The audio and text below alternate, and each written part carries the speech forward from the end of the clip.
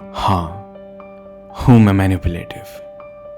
और ये बात मैं कोई फख्र से नहीं कह रहा। इस बात को कहने के पीछे एक बहुत ही दर्द भरा कारण है। और वो कारण ये है कि मैं ऐसा बन गया क्योंकि मेरे पास और कोई ऑप्शन ही नहीं था। बचपन में जब लोग रोकर अपना दर्द जताते थे तो उनके पास कोई ना कोई होता था उन्हें छुपाने, मनाने के लिए।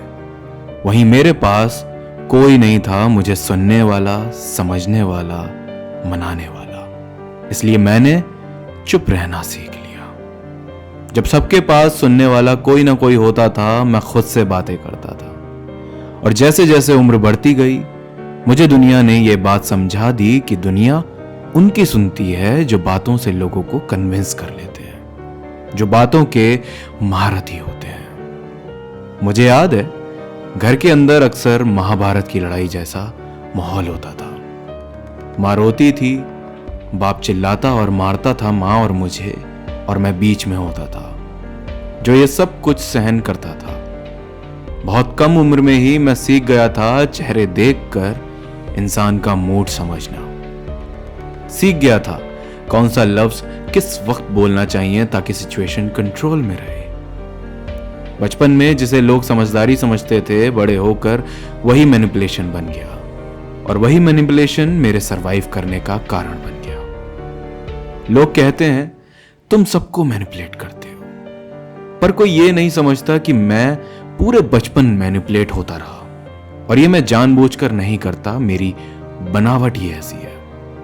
बचपन में मुझे हर बार समझाया गया कि सब ठीक है, जब कुछ भी ठीक नहीं था। मुझे बोला गया इतना सेंसिटिव मत बन, जब मैं सिर्फ इतना चाहता था कि कोई मुझे भी समझे।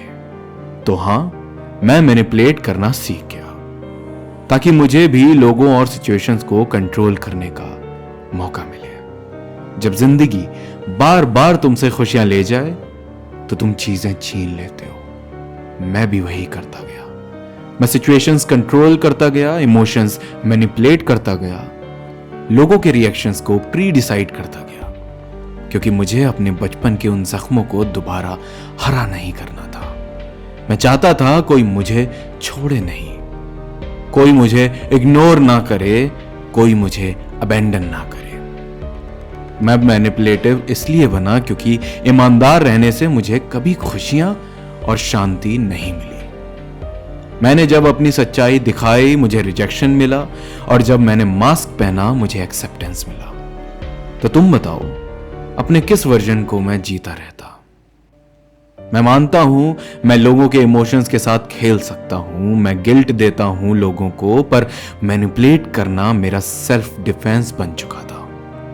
ऐसे लोगों से बचने का तरीका जो मुझे छोड़ देते थे और फिर बोलते थे तुम ओवर रिएक्ट करते हो, जो मुझे अबेंडन करते थे और हर बार अकेला छोड़ देते थे। तुम्हें लगता है मेरा बिहेवियर बहुत कोल्ड है, पर सच ये है मैं सिर्फ सेल्फ प्रोटेक्टिव हूं। मुझे आज भी अपना दर्द का पैटर्न याद है। पहले ट्रस्ट, फिर लव, फिर बिट्रेयल। और अब मैं हर पैटर्न को प्रिडिक्ट कर लेता हूं पहले से ही।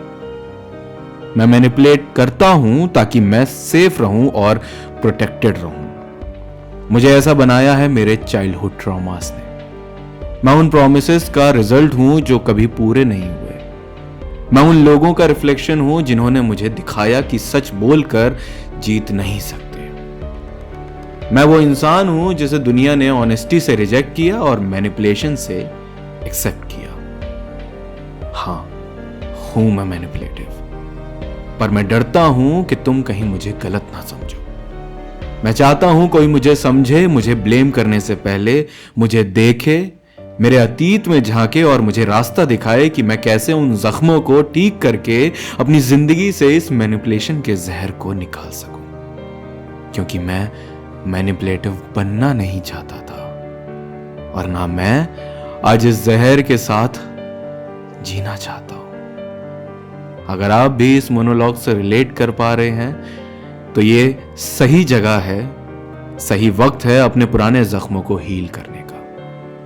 मैं अनुभव अग्रवाल, एक पास्ट ट्रॉमा हीलर, आपकी मदद कर सकता हूं। प्रोसेस को समझने के लिए मुझसे कांटेक्ट करें मेरी वेबसाइट के जरिए। जाइए anubhavagarwal.com पर और मेरे साथ अपॉइंटमेंट बुक करिए और आज़ाद करिए अपने आप को इस जंजाल से।